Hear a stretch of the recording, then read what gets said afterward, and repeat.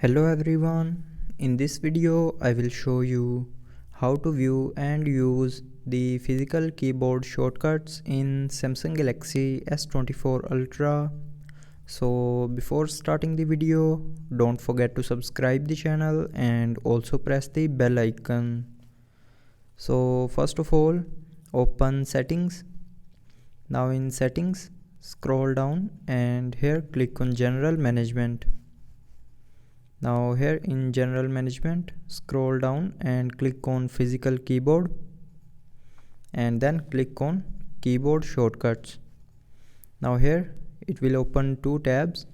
So if you want to view and use the physical keyboard shortcuts for apps, then tap on app and here it will show you all the shortcuts for the apps. And if you want to view and use the system shortcuts, then tap on system and here you will be able to view and use the system shortcuts.